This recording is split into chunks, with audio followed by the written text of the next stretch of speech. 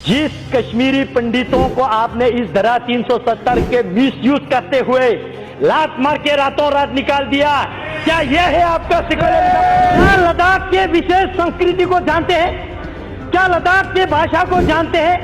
क्या लद्दाख के रहन सहन खान पान वहां के ज्योग्राफिकल कंडीशन, क्लाइमेटिक कंडीशन, जो दुर्गम क्षेत्र है, क्या वो जानते हैं या खाली किताबें पढ़ के बोल रहे हैं? धारा 370 हटने से क्या खोएंगे? मैं एक चीज जरूर कहना चाहूंगा, एक चीज जरूर खोएंगे, वहां 2 परिवार का रोजी रोटी खोएंगे और कुछ नहीं। डेमोक्रेसी की बात कर रहे हैं लोग, लोकतंत्र की बात कर रहे हैं। क्या वो थे आपका लोकतंत्र? लोगों का आवाज बंद करना, दबे कुचाले रखना, ये आपका लोकतंत्र था क्या? कांग्रेस के नेता गला फट फट के कह रहे थे कि भाई लद्दाख के साथ क्या होगा, लद्दाख के साथ क्या होगा। हमारा पहचान, हमारा भाषा लुप्त अगर हुआ है तो ये आर्टिकल 370 और कांग्रेस पार्टी जिम्मेवार है। जब लद्दाख में विकास करने के लिए आते हो तो पूरे लद्दाख के फन आप कश्मीर में खा जाते हो। क्या ये आपका इक्वलिटी? अध्यक्ष जी, सुनने की क्षमता रखिए, सुनने की क्षमता रखिए। अभी तो टीलर है, सुनने की क्षमता रखिए। जम्मू वाले तो खैर लाख झगड़ के कुछ ले लेते हैं, लेकिन लद्दाख वालों को 10 नौकरियां भी आप नहीं देते। क्या ये है आपका इक्वलिटी? उन लोगों को आपके कश्मीर के एनसी और पीडीपी ने वहां से प्रेस रिलीज जारी करके अपने पार्टी से बाहर निकाल दिया। आज करगिल की बात कर रहे हैं, क्या वो जानते हैं ये करगिल? बहुत सारे यहां पे हिस्ट्री का रेफरेंस दे रहा था, मैं याद दिलाना चाहूंगा। चाहे 1965 के वार हो, 1971 का हो या 1999 का हो या 1948 के कबीले हमला का हो, इतिहास चेक करके देखिए, लद्दाखी ने हमेशा बलिदान दिया। लद्दाख बुद्धिस्ट एसोसिएशन के तब के प्रेसिडेंट ने पंडित जवाहरलाल नेहरू जी को दिया था, तब के प्रधानमंत्री जी को। कहा कि लद्दाख को या तो आप सेंट्रली एडमिनिस्ट्रेटिव ऐसा कुछ बनाइए या नेफा टाइप बनाइए या ईस्ट पंजाब के साथ रखिए, लेकिन किसी भी कंडीशन में हमें कश्मीर के साथ मत रखिए, ये हमने कहा था। वह दिन है जो गतियां पंडित जवाहरलाल नेहरू जी के लीडरशिप में कांग्रेसों ने किया, उस गति का एक रेक्टिफिकेशन होने जा रहा है और हम सब इसका स्वागत करते हैं। बहुत सारे लोगों ने, अध्यक्ष महोदय, अध्यक्ष महोदय, बोलने दीजिए, बोलने दीजिए। आप लोगों का मैंने सुना, बहुत बोला आप लोगों ने बोला, बैठिए, बोलने दीजिए। सुनने की क्षमता रखिए, सुनने की क्षमता रखिए। अध्यक्ष जी, बैठिए, आप भी बैठ जाइए, बैठ जाइए, प्लीज बैठ जाइए, आप भी बैठ जाइए, बोलने दीजिए। अध्यक्ष जी, हाँ बोलिए।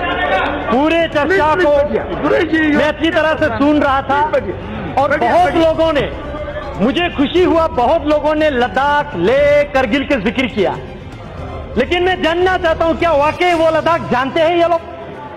आज तक बीते 71 साल, 7 डेकेड्स लद्दाख को बिल्कुल अपनाया नहीं, बिल्कुल फेंक के रखा वहां पे और वक्तव्य दिया इसी सदन में। वो जमीन है का टुकड़ा है जहां पे एक तिनका का घास नहीं उगते हैं।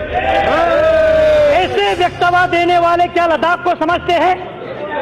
क्या लद्दाख के विशेष संस्कृति को जानते हैं? क्या लद्दाख के भाषा को जानते हैं? क्या लद्दाख के रहन सहन खान पान, वहां के ज्योग्राफिकल कंडीशन, क्लाइमेटिक कंडीशन, जो दुर्गम क्षेत्र है, क्या वो जानते हैं या खाली किताबें पढ़ के बोल रहे हैं? अध्यक्ष महोदय, लद्दाख ने पिछले 71 ईयर यूटी के लिए संघर्ष किया। हम भारत देश के अटूट अंग बनना चाहते थे।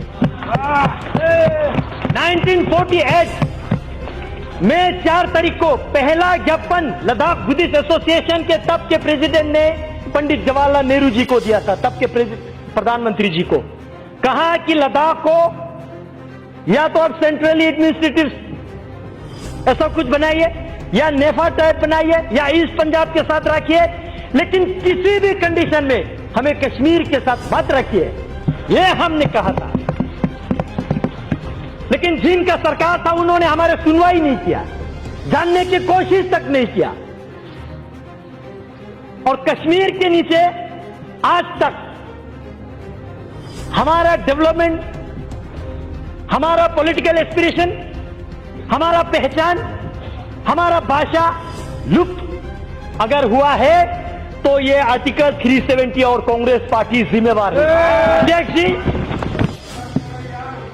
मैं डॉक्टर श्यामा प्रसाद मुखर्जी जैसे वीरों का, कुशोक बाकुला रिम्पोची जैसे महान व्यक्तियों का, थुप्तान सेवांग जैसे जिन्होंने लद्दाख को यह दिशा दिया कि हमें भारत के साथ रहना है, भारत के जयकार करना है, अपने देश के लिए मत मिटने के लिए तैयार रहना है। और आज तक बहुत सारे यहां पे हिस्ट्री का रेफरेंस दे रहा था, मैं याद दिलाना चाहूंगा, चाहे 1965 के वार हो, 1971 का हो, या 1999 का हो, या 1948 के कबीले हमला का हो, इतिहास चेक करके देखिए, लद्दाखी ने हमेशा बलिदान दिया, हमेशा देश के लिए मर मिटने के लिए तैयार रहा। लेकिन दुर्भाग्य की बात है,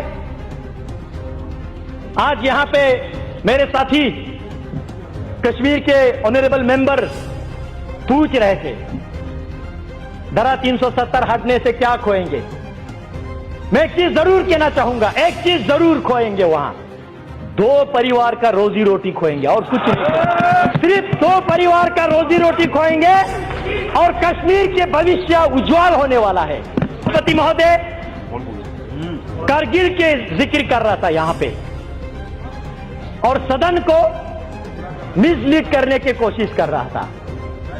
मैं कारगिल से चुन के आता हूं, मैं गर्व से कहता हूं, कारगिल वालों ने यूटी के लिए वोट दिया है, लोगों ने नरेंद्र मोदी जी के सरकार पे विश्वास किया, लोगों ने इस यूटी को स्वागत किया। आज कारगिल की बात कर रहे हैं, क्या वो जानते हैं ये कारगिल? मुझे इस सदन में कहने के कोई संकोच नहीं है। तब के गृह मंत्री माननीय राजनाथ सिंह जी अब ले पधारे थे, all party parliamentary delegation Jammu गए थे, कश्मीर गए थे, और आप ले आए थे तब के होम सेक्रेटरी के साथ। पूरे लद्दाख के हर पॉलिटिकल पार्टीज के, बीजेपी, कांग्रेस, पीडीपी, एनसी लेके, मैं कश्मीर की बात नहीं कर रहा हूं, वहां अलग वातावरण है, मैं लेके बात कर रहा हूं, और साथ ही साथ हर रिलीजियस ऑर्गेनाइजेशन के, चाहे लद्दाख बुद्धिस्ट एसोसिएशन हो, अंजुमन इमामिया एसोसिएशन हो, या मोनुल इस्लाम हो, क्रिश्चियन एसोसिएशन हो, हिंदू महासभा हो, सबने एक ही आवाज में कहा कि हमें यूटी चाहिए। राजनाथ सिंह जी पूछ रहे थे और क्या चाहिए बोलो, और हमने कहा और कुछ नहीं चाहिए, सिर्फ यूटी चाहिए। हमने ये कहा था। आज अध्यक्ष जी सुनने की क्षमता रखिए, सुनने की क्षमता रखिए, अभी तो टीलर है, सुनने की क्षमता रखिए। उस वक्त एक दुर्घटना हमारे साथ घटी, आज मैं इस सदन को अवगत करना चाहूंगा। तब के ले में आपके एनसी के डिस्ट्रिक्ट प्रेसिडेंट, पीडीपी के डिस्ट्रिक्ट प्रेसिडेंट, जिन्होंने यूटी के मेमोरेंडम को साइन किया, उन लोगों को आपके कश्मीर के एनसी और पीडीपी ने वहां से प्रेस रिलीज जारी करके अपने पार्टी से बाहर निकाल दिया। आज डेमोक्रेसी की बात कर रही है, लोग लोकतंत्र की बात कर रहे हैं। क्या वो थे आपका लोकतंत्र? लोगों का आवाज बंद करना, दबे कुचाले रखना, ये आपका लोकतंत्र था क्या? अध्यक्ष जी, मैं कल 11 बजे राज्यसभा के चर्चा शुरू होने से अभी तक मैं सुन रहा था, बहुत लोगों ने इक्वलिटी की बात किया। धारा 370 जाएगा तो जम्मू कश्मीर में इक्वलिटी नहीं रहेगा, ये होगा वो होगा। मैं सदन से पूछना चाहता हूं, आपके माध्यम से इस सदन में मैं उनको पूछना चाहता हूं जो ऐसा वक्तव्य देते हैं, आपने जब भारत सरकार से फंड लेते समय जम्मू कश्मीर लद्दाख तीनों क्षेत्र आप फंड लेके जाते हो, जब लद्दाख में विकास करने के लिए आते हो तो पूरे लद्दाख के फंड आप कश्मीर में खा जाते हो। क्या ये आपका इक्वालिटी है? क्या ये है आपका इक्वालिटी? अगर आप 1000 एम्प्लॉयज क्रिएट करते हो, जॉब क्रिएट करते हो, जम्मू वाले तो खैर लाख झगड़ के कुछ ले लेते हैं, लेकिन लद्दाख वालों को 10 नौकरियां भी आप नहीं देते। क्या ये है आपका इक्वालिटी? लद्दाख में एक भी हायर एजुकेशन के इंस्टीट्यूशन इन्होंने नहीं दिया। क्या ये है आपका इक्वालिटी? हाल ही में यूनिवर्सिटी दिया तो नरेंद्र मोदी जी ने दिया। कल राज्यसभा में कांग्रेस के नेता गला फट फट के कह रहे थे कि भाई लद्दाख के साथ क्या होगा, लद्दाख के साथ क्या होगा। मैं जानना चाहता हूं अध्यक्ष महोदय, आपके माध्यम से मैं जानना चाहता हूं, जब आप 2008 में जम्मू कश्मीर के चीफ मिनिस्टर थे, आपने वहां पे 8 नया डिस्ट्रिक्ट बनाया, जिला 4 आपने कश्मीर को दिया तो जम्मू वालों ने लड़ाई किया तो 4 देना पड़ा। लद्दाख को आपने एक डिस्ट्रिक्ट भी नहीं दिया। क्या यह है आपका इक्वालिटी? अध्यक्ष जी, सेक्युलरिज्म और डेमोग्राफी की बात किया जा रहा है यहां पे। मैं जानना चाहता हूं, जिस कश्मीरी पंडितों को आपने इस धारा 370 के मिसयूज करते हुए लात मार के रातों रात निकाल दिया, क्या यह है आपका सेक्युलरिज्म? यह है आपका सेक्युलरिज्म? इसी धारा 370 को आपने मिसयूज करते हुए काल वक्तव्य दे रहे गर्व से, लद्दाख में पहले बौद्ध संख्या ज्यादा था, आज मुस्लिम संख्या ज्यादा है। मैं अफसोस के साथ कहना चाहता हूं, यह आपने धारा 370 को मिसयूज करके जम्मू कश्मीर में आपने बुद्धिस्ट को खत्म करने की कोशिश किया।